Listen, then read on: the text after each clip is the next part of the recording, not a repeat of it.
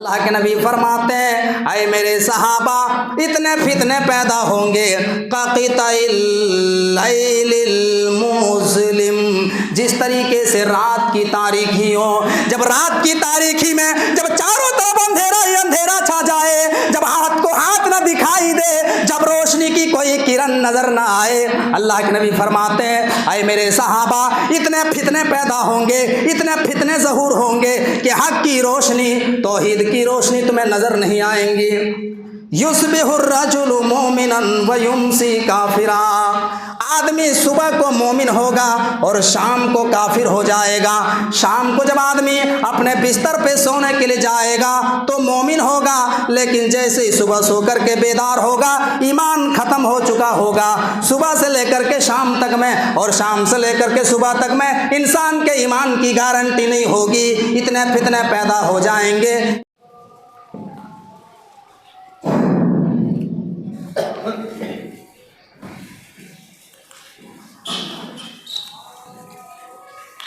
ان الحمد لله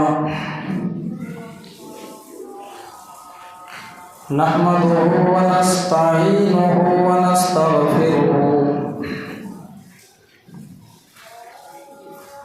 ونعوذ بالله من شرور انفسنا ومن سيئات اعمالنا، من يهده الله فلا مضل له ومن يضلل فلا هادي له، وأشهد أن لا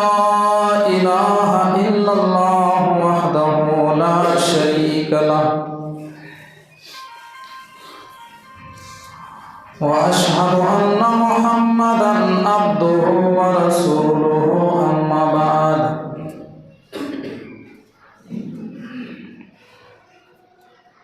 فإن خير الحديث كتاب الله، وخير الهدي هدي محمد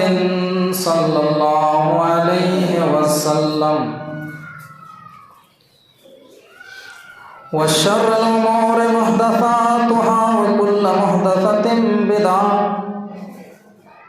وكل بدعة ضلالة وكل ضلالة في النار۔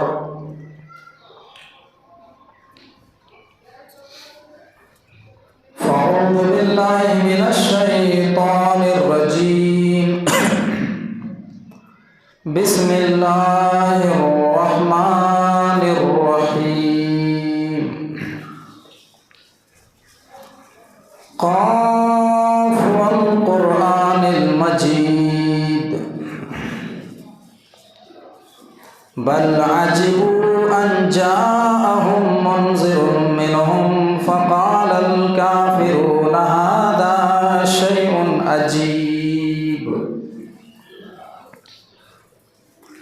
أإذا متنا وكنا ترابا ذلك رجع بعيد، قد علمنا ما تنقص الأرض منهم وعندنا كتاب حفيظ، بل كذبوا بالحق لما جاءهم فهم في أمر مريج، أفلم ينظروا إلى السماء فوقهم كيف بنيناها وزيناها وما لها من فروج،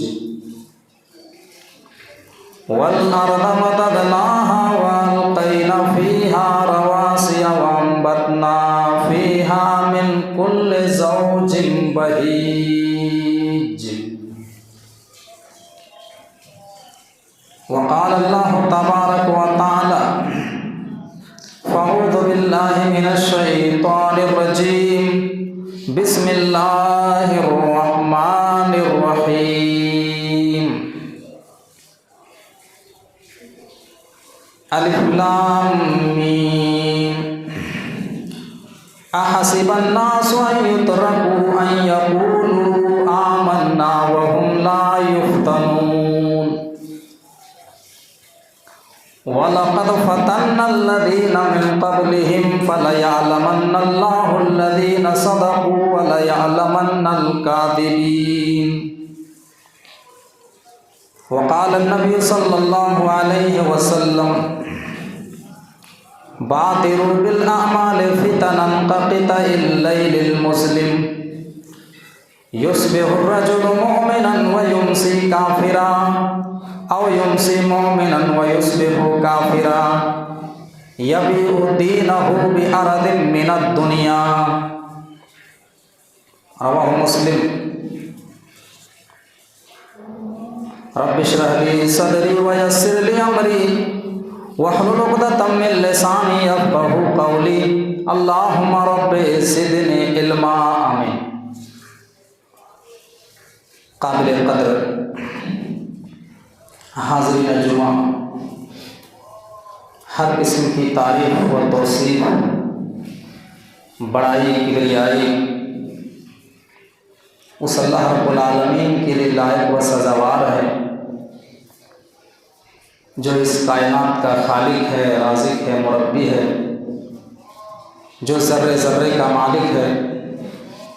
جس کے قدرت سے دنیا کی کوئی بھی چیز باہر نہیں ہے، جو پورے ورلڈ کا کریٹر آف یونیورس ہے، جنہوں نے ہمیں اور آپ کو اس سنسار کے اندر پیدا کیا اور پیدا کرنے کے بعد اس نے بیکار نہیں چھوڑا، بلکہ ہمارے رہنمائی کے لیے صحیح راستے پر چلانے کے لیے اس نے بے شمار نبیوں کا سلسلہ جاری و ساری کیا، جس کی آخری کڑی ختم ہو جاتی ہے آپ کے ذات گرامی جناب محمد رسول اللہ صلی اللہ علیہ وسلم کے پر۔ اسے اللہ سے دعا کے بارے قیامت کے شب تک بے شمار درود و سلام کے پھول نچھاور ہوں تمام نبیوں اور رسولوں پر، اور بالخصوص ہمارے آخری نبی تاجدار مدنی امام الانبیاء رحمت للعالمین آمنہ کے لال جناب محمد رسول اللہ صلی اللہ علیہ وسلم کے اوپر اللہم صلی وسلم مبارک علیہ۔ میرے بھائیوں، آج کے اس خطبہ جمعہ میں نے جس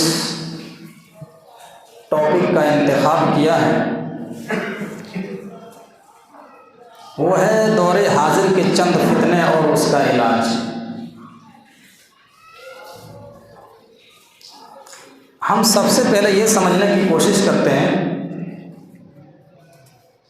کہ فتنہ کسے کہتے ہیں، فتنہ کی ڈیفینیشن کیا ہے، فتنہ کی پریبھاشا کیا ہے۔ فتنہ یہ عربی زبان کا ایک لفظ ہے جس کا مطلب ہوتا ہے امتحان، آزمائش، کسی چیز کو جانچنا، کسی چیز کو کسوٹی پر رکھ کر کے پرکھنا، یا پھر فتنہ ہم ان تمام چیزوں کو کہہ سکتے ہیں جن چیزوں سے ہمارے ایمان کے لیے اور ہمارے دین کے لیے خطرہ ہو اور اس سے بچنا بہت مشکل ہو، دیٹس کالڈ، اس کو فتنہ کہا جاتا ہے۔ قرآن کریم کے اندر جہاں جہاں فتنہ کا لفظ استعمال ہوا ہے وہ امتحان کے معنی میں استعمال ہوا ہے، آزمائش کے معنی میں آیا ہے۔ سورہ انبیاء آیت نمبر 35 آپ اٹھا کر کے دیکھیں، وَنَبْلُوكُمْ بِالشَّرِّ وَالْخَيْرِ فِتْنَةً وَإِلَيْنَا تُرْجَعُونَ، کہ ہم لوگوں کو شر اور خیر دونوں کے ساتھ آزماتے ہیں۔ وَإِلَيْنَا تُرْجَعُونَ، اور میرے بندو تمہیں ہماری طرف ہی لوٹ کر کے آنا ہے۔ اسی طریقے سے آپ سورہ عنکبوت کی شروع والی آیت میں آپ دیکھیں، وہاں پر بھی اللہ رب العالمین نے جو فتنہ کا لفظ استعمال کیا ہے وہ امتحان کے معنی میں استعمال کیا ہے، آزمائش کے معنی میں استعمال کیا ہے۔ الف لام میم احسب الناس ان يتركوا ان يقولوا آمنا وهم لا يفتنون۔ کیا لوگوں نے یہ سمجھ لیا ہے، کیا لوگوں نے یہ گمان کر رکھا ہے، کیا لوگوں نے یہ سوچ لیا ہے کہ ہم نے کلمے کا اقرار کر لیا، ہم نے ایمان کا اقرار کر لیا، ہم نے توحید کو مان لیا، اب ہم کو یوں ہی چھوڑ دیا جائے گا، ہم سے امتحان نہیں لیا جائے گا، ہم کو آزمایا نہیں جائے گا؟ ایسا نہیں ہے، بلکہ دین کے راستے پر آئے ہو، توحید کے راستے پر ہم آئے ہیں، ایمان کے راستے پر آئے ہیں، تو امتحان تو دینا ہی پڑے گا، آزمائشوں کا سامنا تو کرنا ہی پڑے گا۔ وَلَقَدْ فَتَنَّ الَّذِينَ مِن قَبْلِهِمْ فَلَيَعْلَمَنَّ اللَّهُ الَّذِينَ صَدَقُوا وَلَيَعْلَمَنَّ الْكَاذِبِينَ۔ جس طریقے سے ہم نے اولین لوگوں کو آزمایا، جس طریقے سے ہم نے پہلے کے لوگوں کو آزمایا، میرے بھائیوں، آپ سیرت کی تمام کتابوں کو مطالعہ کریں، تاریخ کی کتابوں کی اسٹڈی کریں، آپ کو پتہ چلے گا کہ اولین لوگوں کو کس طریقے سے آزمایا گیا، نبیوں کو کس طریقے سے امتحان لیا گیا، صحابہ کرام کو کس طریقے سے آزمائش کی بھٹیوں میں تپایا گیا۔ شیخ الحدیث مولانا صفی الرحمن صاحب مبارک پوری الرحیق المختوم، جس کی کتاب پوری دنیا میں اول نمبر پہ آتی ہے، پوری دنیا میں 1 نمبر میں آتی ہے، اس کتاب کو جب آپ اسٹڈی کریں گے، اس کتاب کو جب آپ مطالعہ کریں گے میرے بھائیوں، تو پتہ چلے گا کہ کس طریقے سے اللہ کے نبی کو آزمایا گیا، صحابہ کرام کو فتنے میں مبتلا کیا گیا۔ مکہ کے مشرکوں نے اللہ کے نبی کے پورے خاندان والوں کو، قریش کے لوگوں کو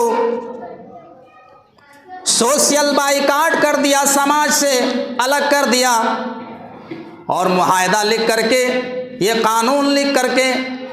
کچھ شرطوں کو لکھ کر کے خانہ کعبہ کی دیوار میں چپکا دیا، اور اس لسٹ میں لکھ دیا کہ قریش کے لوگوں سے کوئی لین دین نہیں کیا جائے گا،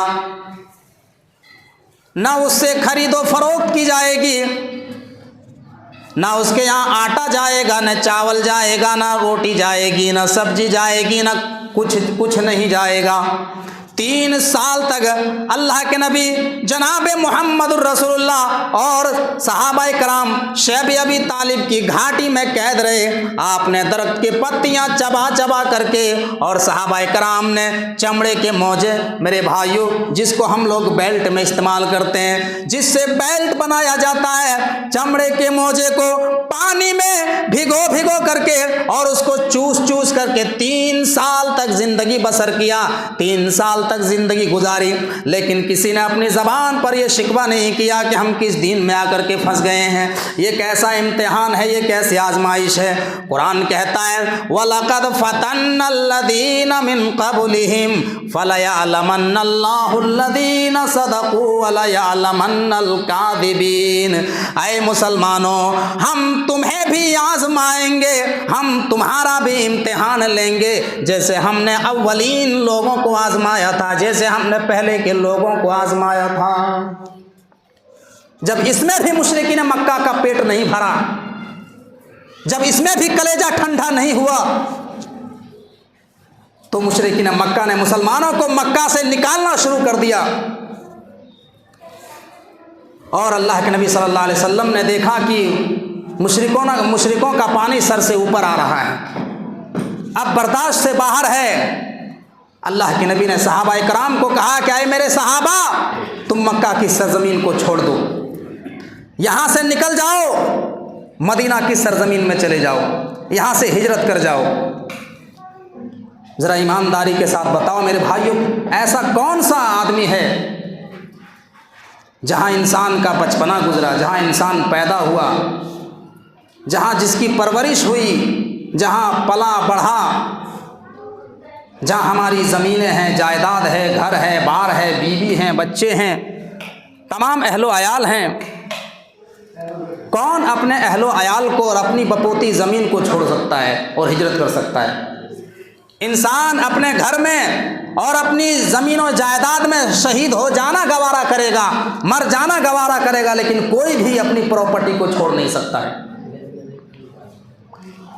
لیکن اللہ کے نبی جناب محمد الرسول اللہ صلی اللہ علیہ وسلم نے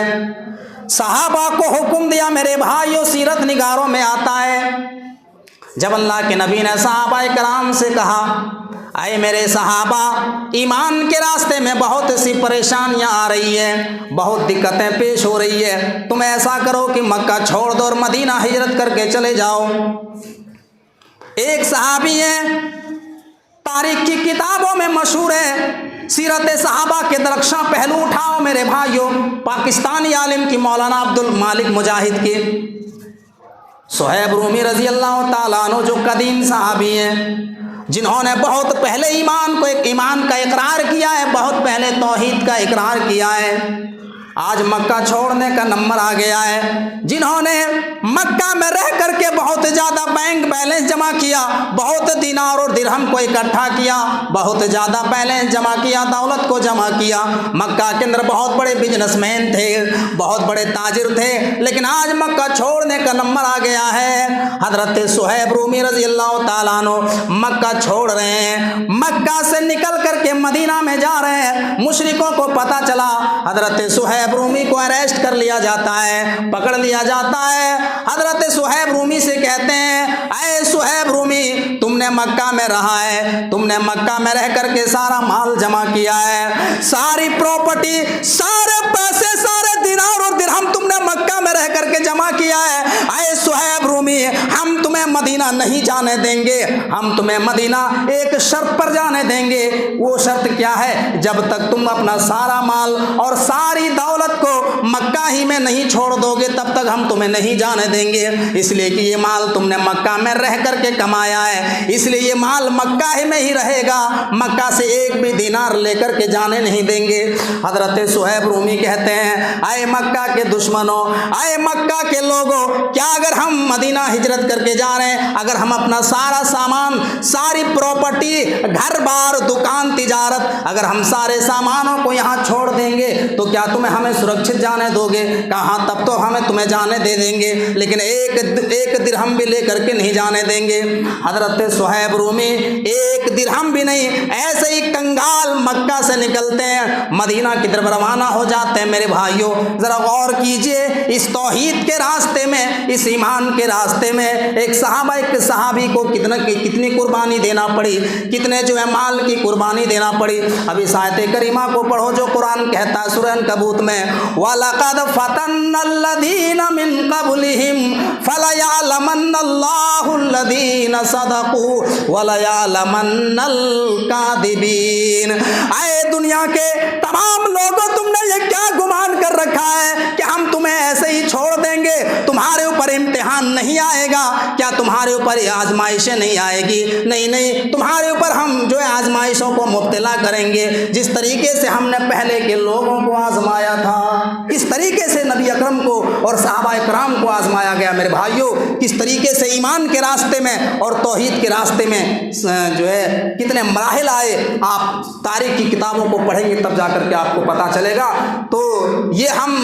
خواب غفلت میں نہ رہیں کہ ہم نے توحید کو مان لیا، ہم نے ایمان کا اقرار کر لیا، اب جو ہے ہمیں امتحان نہیں لیا جائے گا، اب ہم کو ایسے ہی چھوڑ دیا جائے گا، بلکہ ایسا نہیں ہے میرے بھائی۔ تو آج کے اس دور میں وقت بہت تیزی سے گزر رہا ہے، مختلف چند فتنے ہم آپ کے سامنے رکھنے کی کوشش کریں گے۔ آج کے اس ٹیکنالوجی ترقی یافتہ دور میں، جس دور میں ہم اور آپ زندگی گزار رہے ہیں، یہ فتنوں کا دور ہے، یہ آزمائش کا دور ہے۔ قدم قدم پہ جو ہے ایسی چیزیں ہمارے سامنے نکل کر کے آ رہی ہیں جن چیزوں سے ہمیں بچنا بہت مشکل ہے، ہمارے ایمان کے لیے خطرہ ہے، ہمارے عقیدے کے لیے خطرہ ہے، اور جن سے بچنا بہت مشکل ہے۔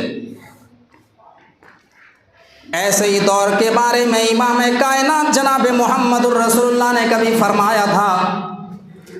اللہ کے نبی ایک مرتبہ مدینہ کے اندر ایک اونچی جگہ میں چڑھ گئے، ایک پہاڑی کے اوپر چڑھ گئے۔ مسلم کی روایت ہے، حدیث نمبر 7245، حدیث کے راوی حضرت اسامہ رضی اللہ تعالیٰ عنہ ہیں۔ اللہ کے نبی مدینہ کے اندر ایک اونچی جگہ میں چڑھ جاتے ہیں اور صحابہ کرام سے مخاطب ہو کر کے فرماتے ہیں، اشرفا علاء من اطام المدینہ ثم قال هل ترون ما ارى انی لارى مواقع الفتن خلال بیوتکم کمواقع القطر۔ اللہ کے نبی نے فرمایا، اے میرے صحابہ، کیا جو میں دیکھ رہا ہوں وہ تم دیکھ رہے ہو؟ جو میں دیکھ رہا ہوں وہ تم نہیں دیکھ رہے ہو؟ میں دیکھ رہا ہوں کہ تمہارے گھروں کے اوپر فتنے ایسے گر رہے ہیں جیسے آسمان سے بارش کے قطرات گرتے ہوں، جیسے آسمان سے بارش کے قطرات گرتے ہوں، ایسے ہی میں دیکھ رہا ہوں کہ تمہارے گھروں کے اوپر فتنے گر رہے ہیں۔ میرے بھائیو، جب آسمان سے بارش کی قطرات نازل ہوتی ہے، آپ نے کبھی دیکھا ہے پانی کے اوپر پانی، قطرے کے اوپر قطرے، ایک قطرہ گرا پھر دوسرا قطرہ، پھر تیسرا قطرہ، پھر چوتھا قطرہ، ایسے امام کائنات نے فرمایا، اے میرے صحابہ، اے میری امت کے لوگوں، میں دیکھ رہا ہوں کہ تمہارے گھروں میں فتنے ایسے گر رہے ہیں جیسے آسمان سے بارش کے قطرات گرتے ہوں۔ پھر ایک مقام پہ آپ نے فرمایا، مسلم کی ہی روایت ہے، حدیث نمبر 118 ہے، غور کیجئے، شاید اللہ کے نبی نے اس 1450 سال کے بعد جو حالات آج کے دور میں دکھائی دے رہے ہیں، شاید اللہ کے نبی نے اس دور کو سامنے رکھ کر کے یہ حدیث آپ نے امت کے سامنے رکھی اور فرمایا، بادروا بالاعمال فتنا كقطع الليل المظلم یصبح الرجل مؤمنا ویمسی کافرا او یمسی مؤمنا ویصبح کافرا یبیع دینہ بعرض من الدنیا۔ اللہ کے نبی فرماتے ہیں، اے میرے صحابہ،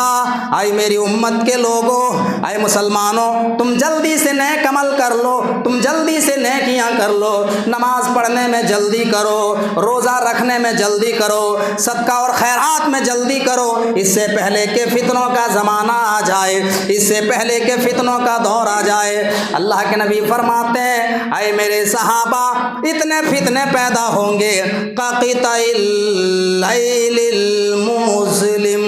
جس طریقے سے رات کی تاریکی ہو، جب رات کی تاریکی میں جب چاروں طرف اندھیرا ہی اندھیرا چھا جائے، جب ہاتھ کو ہاتھ نہ دکھائی دے، جب روشنی کی کوئی کرن نظر نہ آئے، اللہ کے نبی فرماتے ہیں، اے میرے صحابہ، اتنے فتنے پیدا ہوں گے، اتنے فتنے ظہور ہوں گے کہ حق کی روشنی، توحید کی روشنی تمہیں نظر نہیں آئیں گی۔ یصبح الرجل مومنا ویمسی کافرا، آدمی صبح کو مومن ہوگا اور شام کو کافر ہو جائے گا۔ شام کو جب آدمی اپنے بستر پہ سونے کے لیے جائے گا تو مومن ہوگا، لیکن جیسے ہی صبح سو کر کے بیدار ہوگا، ایمان ختم ہو چکا ہوگا۔ صبح سے لے کر کے شام تک میں اور شام سے لے کر کے صبح تک میں انسان کے ایمان کی گارنٹی نہیں ہوگی۔ اتنے فتنے پیدا ہو جائیں گے، اتنا خطرناک دور آ جائے گا۔ اور اس حدیث کے آخری ٹکڑے میں امام کائنات نے فرمایا، یبیع دینہ بعرض من الدنیا، اتنے فتنے اٹھیں گے، اے میرے صحابہ، اتنے فتنے دنیا کے اندر ظہور ہوں گے کہ دین کی قیمت اتنی کم ہو جائے گی، ایمان کی قیمت اتنی کم ہو جائے گی کہ دنیا کے چند پیسوں کے بدلے، دنیا کے چند ٹکوں کے بدلے اپنے ایمان کو بیچ ڈالے گا، اپنے ایمان کا سودا کر لے گا، اپنے ایمان سے سمجھوتا کر لے گا۔ آج حالات کے اوپر نظر ڈالیے میرے بھائیوں، آج مسلمانوں کا حال دیکھیے صاحب، آپ چلے جائیے جامتڑا کوٹ میں، گریڈی کوٹ میں، دمکا کوٹ میں، ہمارے کتنے ایسے مسلمان لوگ ہیں جو 500 روپے میں اور 1000 روپے میں اپنا ایمان فروخت کرتے ہیں، اپنا ایمان بیچتے ہوئے نظر آتے ہیں، لوگوں کے خلاف جھوٹی گواہی دیتے ہیں، لوگوں کو جھوٹی مقدمے میں پھنسواتے ہیں۔ جب الیکشن کا ٹائم آتا ہے ہم دیکھتے ہیں صاحب صرف MP اور MLA کی کرسی پانے کے لیے 5 سال کی کرسی کو حاصل کرنے کے لیے کتنے ایسے مسلم اور MP اور MLA ہیں جو جاتے ہیں ہندوؤں کی مندروں میں اور جا کر کے ٹیکا لگواتے ہیں، جا کے دھاگا باندھتے ہیں، دیوی کے آگے سر جو ہے جھکاتے ہیں، دیوی کے آگے سجدہ کرنے پر مجبور ہو جاتے ہیں۔ کیوں؟ تاکہ ہمارا جو ہے غیر مسلم بھائی خوش ہو جائے اور ہمیں ووٹ دے اور ہمیں جو ہے ودھائک کی کرسی مل جائے، MLA کی کرسی مل جائے، MP کی کرسی مل جائے۔ دنیا کے چند ٹکوں کے لیے، چند سال کی کرسی حاصل کرنے کے لیے شرک کا ارتکاب کرتے ہیں، جو دنیا کا سب سے بڑا پاپ ہے۔ ہم سوشل میڈیا کے ذریعے ان ضمیر فروش اور ایمان فروش MP اور MLA کو میسج دینا چاہتا ہوں کہ ارے لعنت ہے ایسی کرسی پر، لعنت ہے ایسی سیاست اور ایسی راجنیتک پر جو 5 سال کی کرسی کے لیے، 5 سال کی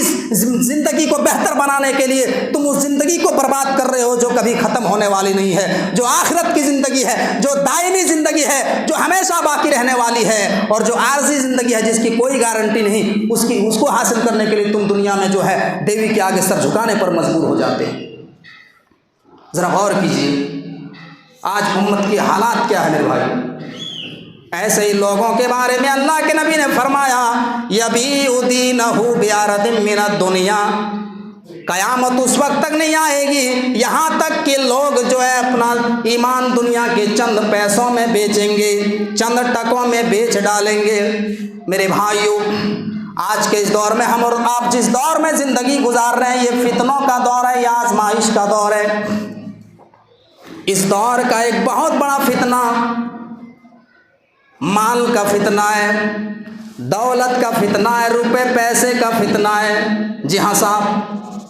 یہ وہی فتنہ ہے جس کے بارے میں امام کائنات نے فرمایا تھا، ترمذی کی روایت ہے، ان لکل امۃ فتنۃ وفتنۃ امتی المال، ہر امت کو کسی نہ کسی فتنے کے ذریعے آزمایا گیا، ہر امت کو کسی نہ کسی فتنے کے ذریعے آزمایا گیا، اور میری امت کا سب سے بڑا فتنہ مال کا فتنہ ہے۔ میری امت کے لوگوں کو مال کے ذریعے آزمایا جائے گا، دولت کے ذریعے آزمایا جائے گا۔ میرے بھائیوں، مال بہت ضروری چیز ہے، مال بہت ہی ضروری چیز ہے۔ مال کے بغیر آج کے اس دور میں دین بھی نہیں ہے، دنیا بھی نہیں ہے۔ مال کے بغیر زندگی کی گاڑی ایک دن بھی نہیں چلے گی، پیسے کے بغیر گاڑی کی دنیا کی زندگی ایک دن بھی نہیں چلے گی، زندگی کی گاڑی ایک دن چلنے والی نہیں ہے۔ میرے پیارے بھائیوں، ذرا غور کیجئے، اگر آپ کے پاس مال نہیں ہے تو آپ کوئی ادارہ نہیں چلا سکتے، اگر آپ کے پاس مال نہیں ہے تو آپ حج نہیں کر سکتے، عمرہ نہیں کر سکتے ہیں، اگر آپ کے پاس مال نہیں ہے تو آپ مسجد کی کمیٹی نہیں چلا سکتے ہیں، آپ کوئی مدرسہ نہیں چلا سکتے ہیں، کوئی تنظیم نہیں چلا سکتے ہیں۔ میرے بھائیوں، پتہ یہ چلا مال کا ہونا بہت ضروری ہے، پیسے کا ہونا بہت ضروری ہے، لیکن انسان اگر اسی مال کے پیچھے، انسان اگر اسی دنیا کو حاصل کرنے کے لیے انسان حلال و حرام میں تمیز کرنا چھوڑ دے اور انسان اللہ رب العالمین کی عبادت سے غافل ہو جائے تو اتنا یاد رکھنا پھر یہی مال اور یہی دولت انسان کے لیے آزمائش اور فتنہ بن جاتا ہے۔ اس لیے قرآن میں اللہ تبارک و تعالیٰ ایک جگہ کہتا ہے یا ایھا الذین آمنوا، اے ایمان والو، اے مسلمانوں، لا تلہکم اموالکم ولا اولادکم عن ذکر اللہ، اے ایمان والو، کہیں تمہارا مال اور تمہاری اولاد تمہیں اللہ کے ذکر سے غافل نہ کر دے، کہیں تمہیں اللہ کی عبادت سے بھٹکا نہ دے۔ اور اتنا یاد رکھنا، جو لوگ اس دنیا کو حاصل کرنے کے چکر میں، جو لوگ دنیاوی جنت کو بنانے کے لیے جنہوں نے جو ہے نمازوں کو ترک کیا، میرے بھائیوں روزوں کو ترک کیا، صدقہ و خیرات سے دور رہا، زکوٰۃ ادا نہیں کیا، حج اور عمرہ نہیں کیا، میرے پیارے ساتھیوں ذرا غور کیجئے، جو لوگ اس دنیا میں مال اور دنیا کی جنت کو حاصل کرنے کے لیے آخرت کو بھول جاتے ہیں، قرآن کی تلاوت سے دور ہو جاتے ہیں، نمازوں کی پابندی نہیں کرتے ہیں، تو ایسے ہی لوگوں کے بارے میں قرآن کہتا ہے وَمَن يَفْعَلْ ذَلِكَ فَأُولَٰئِكَ هُمُ الْخَاسِرُونَ، تو یہی لوگ کل قیامت کے دن خسارہ اٹھانے والوں میں سے ہوں گے، یہی لوگ کل قیامت کے دن نقصان اٹھانے والوں میں سے ہو جائیں گے۔ اور ایک ایک جگہ اللہ نے قرآن میں صاف کہا ہے، صاف لفظوں میں، انما اموالکم و اولادکم فتنہ، کہ تمہارا مال اور تمہاری اولاد تمہارے لیے آزمائش ہے، فتنہ ہے۔ آج اس مال کو لوگ کس کس طریقے سے کماتے ہیں صاحب؟ کوئی پیسہ جو ہے گاڑی چوری کر کے کما رہا ہے، کوئی پیسہ ATM مار کے کما رہا ہے، کوئی سودی کاروبار کر رہا ہے، کوئی جو ہے جوا کھیل کر کے اپنے جو ہے بینک بیلنس بنا رہے ہیں۔ میرے پیارے ساتھیوں ذرا غور کیجئے، اسی لیے یہ مال بہت بڑا فتنہ ہے، آزمائش ہے۔ اگر مال کو صحیح طریقے سے کمایا جائے اور صحیح راستوں میں خرچ کیا جائے تو یہی مال آپ کے لیے آخرت میں نجات کا ذریعہ بنے گا، آپ کے لیے کامیابی بنے گی۔ لیکن ذرا غور کیجئے، آج جو ہے مال جہاں دین کا معاملہ آتا ہے صاحب، جہاں دین کا معاملہ آتا ہے، ہم دیکھتے ہیں کہ انسان اپنے جیب سے 100 روپے نکالنے میں ہچکچاتے ہیں، ایسے 100 روپے نکالنے میں بھی کتراتے ہیں۔ لیکن جہاں دنیا کا معاملہ آ جائے، دنیا کے لاٹری کا معاملہ آ جائے اور دنیا کے تمام شعبوں میں انسان جو ہے لاکھوں روپے لٹا دیتا ہے، ہزاروں روپے لٹا دیتا ہے، لیکن جو ہے دین کے معاملے میں ذرا غور کیجئے، کوئی 10 روپے بھی خرچ کرتا ہے تو ایسا لگتا ہے کہ ہم نے بہت بڑا رقم اللہ رب العالمین کے راستے میں لے لیے۔ ذرا غور کیجئے، مال انسان کے لیے آزمائش ہے، فتنہ ہے، اور اگر آپ غلط طریقے سے آپ کما رہے ہیں اور غلط راستے میں اڑا رہے ہیں تو ذرا غور کیجئے، بہت بڑا یہ فتنہ ہے، بہت بڑی آزمائش ہے، اور کل قیامت کے دن اللہ تبارک و تعالیٰ سوال کرے گا۔ آج دیکھ رہے ہیں صاحب، ہمارے اہل شہرپور کے اندر واٹس ایپ گروپ میں ڈالا جاتا ہے، بزرگ آدمی جو ہے جوا کھیل رہے ہیں، پیسے کی کوئی اہمیت نہیں، 500 کا نوٹ پیروں میں دبا رہے ہیں، 200 کا نوٹ جو ہے پیروں کے نیچے روند رہے ہیں۔ ذرا غور کیجئے، اور اس طریقے سے وہ دنیاوی جو ہے اپنے بیلنس کو اکٹھا کر رہے ہیں۔ ذرا غور کیجئے، یہ مال کو ایسے ہی اللہ تبارک و تعالیٰ نے فتنہ نہیں کہا۔ ایک جگہ اللہ تبارک و تعالیٰ قرآن میں ارشاد فرماتا ہے، سورہ بقرہ آیت نمبر 219 میں، یسألونک عن الخمر والمیسر قل فیہما اثم کبیر ومنافع للناس۔ آئے میرے نبی، لوگ آپ سے جوا اور شراب کے بارے میں سوال کرتے ہیں، جوا اور شراب کے تعلق سے سوال پوچھتے ہیں، تو آپ انہیں بتا دیجئے کہ یہ بہت بڑا گناہ ہے، وَإِثْمُهُمَا، اور اس کا جو نقصان ہے وہ نفع سے بہت زیادہ ہے۔ اس میں کچھ فائدے ہیں لیکن اس کا جو ہے نقصان بہت زیادہ ہے۔ اس کا نقصان کیوں بتایا گیا ہے؟ آپ جو ہے جب اسلام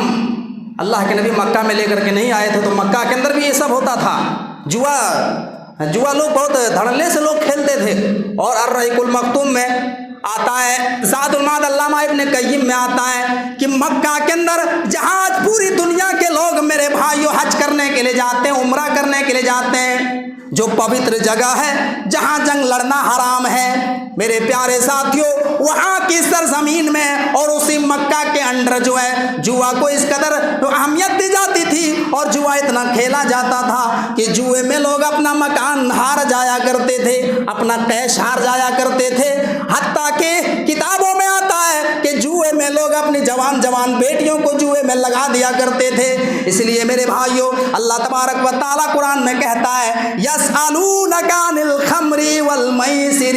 قرآن میں جوئے کو میسر کہا گیا ہے، جو بہت آسانی سے جس کو کما لیا جاتا ہے۔ قرآن میں اللہ تبارک و تعالیٰ کہتا ہے، اے نبی، لوگ آپ سے جوا اور شراب کے بارے میں مسئلہ پوچھتے ہیں، آپ بتا دیجئے کہ یہ دونوں بہت بڑے گناہ ہیں، ان دونوں میں بہت بڑا نقصان ہے، اس میں کچھ فائدے ہیں لیکن اس کا نقصان بہت زیادہ ہے۔ میرے بھائیو، جب کسی کے اندر شراب کی لت لگ جاتی ہے تو وہ انسان، اس کا گھر اجڑ جاتا ہے، وہ انسان جو ہے اس کا گھر تباہ ہو جاتا ہے، برباد ہو جاتا ہے۔ اور کسی کو جوئے کی بھی لت لگ جاتی ہے تو اس کی زندگی خراب ہو جاتی ہے، پھر وہ گھر کی ضروریات چیزوں کو بیچنا شروع کر دیتا ہے، کبھی گھر کے گاڑی کو بیچ دے گا، کبھی گھر کی سائیکل کو بیچ دے گا، کبھی اپنی بیوی کی زیور کو بیچ ڈالے گا۔ میرے بھائیوں، گھر کے وہ سارے سامانوں کو بیچنا شروع کر دیتا ہے۔ اس لیے قرآن نے کہہ دیا کہ اس کا جو ہے فائدہ کم ہے لیکن اس کا نقصان بہت زیادہ ہے، انسان کو گھر سے بے گھر بنا دیتا ہے۔ یہ ہے جوا اور شراب کا مسئلہ۔ میرے بھائیوں،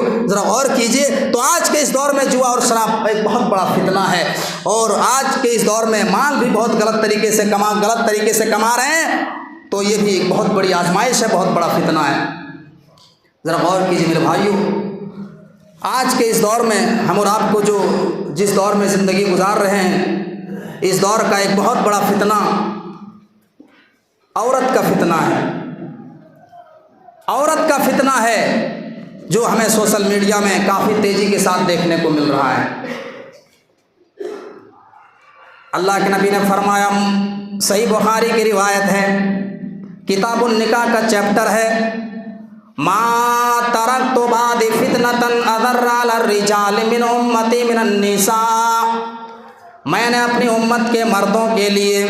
عورتوں سے زیادہ خطرناک کوئی فتنہ نہیں چھوڑا ہے۔ میں نے اپنی امت کے مردوں کے لیے عورتوں سے زیادہ خطرناک کوئی فتنہ نہیں چھوڑا ہے۔ اس امت کا سب سے خطرناک فتنہ عورت کا فتنہ ہے۔ جی ہاں صاحب، یہ وہی فتنہ ہے جس کے بارے میں امام کائنات نے کبھی فرمایا تھا۔ مسلم کی روایت ہے، حدیث کے راوی حضرت ابو سعید خدری رضی اللہ تعالیٰ عنہ ہے، وہ فرماتے ہیں کہ اللہ کے نبی نے فرمایا، ان الدنیا حلوۃ خضرہ وان اللہ مستخلفکم فیہا فینظر کیف تعملون فاتقوا الدنیا واتقوا النساء فان اول فتنۃ بنی اسرائیل کانت فی النساء۔ اللہ کے نبی نے فرمایا کہ اس دنیا کے اندر بڑی اٹریکشن ہے، اس دنیا کے اندر بڑی چمک ہے، یہ دنیا انسان کو اپنی طرف مائل کر لیتی ہے، یہ دنیا انسان کو اپنی طرف کھینچ لیتی ہے۔ فَإِنَّ اللَّهَ مُسْتَخْلِفُكُمْ فِيهَا فَيَنْظُرُ كَيْفَ تَعْمَلُونَ۔ اللہ تبارک و تعالیٰ نے اس دنیا کو رنگین اس لیے پیدا کیا ہے، اللہ نے اس دنیا میں اٹریکشن اس لیے رکھا ہے تاکہ اللہ ہمیں جانچے، اللہ ہمارا امتحان لے کہ تم میں سے کون اچھا عمل کرتا ہے، تم میں سے کون شراب پیتا ہے، کون جوا کھیلتا ہے، کون زنا کے اڈوں میں جاتا ہے، اور تم میں سے کون نماز کی پابندی کرتا ہے، کون قرآن کی تلاوت کرتا ہے، کون صدقہ اور خیرات کرتا ہے، کون عمل صالحہ کرتا ہے۔ فاتقوا الدنیا، تو اے لوگو دنیا ایک آزمائش ہے، دنیا ایک فتنہ ہے، دنیا کے فتنوں سے بچ کے رہنا۔ واتقوا النساء، اور عورتوں کے فتنوں سے بچ کے رہنا۔ آج بتاؤ صاحب، آج ان فتنوں سے کوئی بچا ہے؟ آج انسان دنیا کے فتنے میں گرفتار ہے، عورت کے فتنے میں گرفتار ہے۔ آئے دن عریانیت سوشل میڈیا میں نکل کر کے آتا ہے، فلاں گاؤں کا یہ واقعہ پیش آیا، فلاں کا جو ہے لڑکا اور فلاں کی لڑکی نے ایسا کر دیا، اور سوشل میڈیا میں اس کو جو ہے اپنے گاؤں کے واٹس ایپ گروپ میں ڈالتے ہیں، عریانیت کو نشر کرتے ہیں۔ میرے بھائیو، جو لوگ عریانیت کو نشر کرتے ہیں، پھیلاتے ہیں، وہ دنیا میں جو سزا پائے گا وہ تو پائے گا، لیکن آخرت میں بھی وہ سزا کے حقدار ہے۔ ذرا غور کیجئے، اللہ تبارک و تعالیٰ نے فتنہ کہا ہے، اور یہ اللہ امام کائنات فرماتے ہیں فَإِنَّ أَوَّلَ فِتْنَةٍ بنی اسرائیل کانت فی النساء۔ بنی اسرائیل کے اوپر جو سب سے بڑا فتنہ آتا ہے، سب سے بڑا جو فتنہ آیا تھا وہ اسی عورت کا فتنہ آیا تھا، جس عورت کے فتنوں نے بنی اسرائیل کو تباہ و برباد کر کے رکھ دیا۔ میرے بھائیوں، دور حاضر کی یہ چند فتنے ہیں، اگر ہم ایک ایک فتنہ کو لے کر کے بات کریں گے تو بہت زیادہ وقت ہو جائے گا، اور یہ کوئی جلسہ کا پروگرام نہیں ہے، اور ایک سے زیادہ ہو چکا ہے، اور فتنوں کا علاج ہم نے آپ کے جو دور حاضر کے چند فتنے اور اس کا علاج ہم نے شروع میں بتایا تھا، علاج تو ہم بتا نہیں پائے کیونکہ ہمارے پاس جو ہے اب وقت اجازت نہیں دے رہا ہے۔ ہم یہیں سے اپنی باتوں کا اختتام کرتے ہیں کہ بہرحال ہم تمام مسلمانوں کو جو فتنے ہم اس خطبے میں بیان کیے ہیں، اللہ ان تمام فتنوں سے ہم تمام مسلمانوں کو محفوظ فرما۔ اللہ ہم کو جب تک اس دنیا میں زندہ رکھ، ایمان کے حالت میں زندہ رکھ، اور جب ہماری خاتمہ تو ایمان کے حالت میں خاتمہ فرما۔ اللہ سماج اور سوسائٹی میں جو پریشان حال ہے ان کی پریشانیوں کو دور فرما۔ اللہ جو بیمار ہیں ان کو شفا کاملہ و عاجلہ عطا فرما، جو ہاسپٹل میں بھرتی ہیں اللہ ان کی دعاؤں میں تندرستی کوٹ کوٹ کے بھر دے۔ وآخر دعوانا ان الحمد للہ رب العالمین وما علینا الا البلاغ۔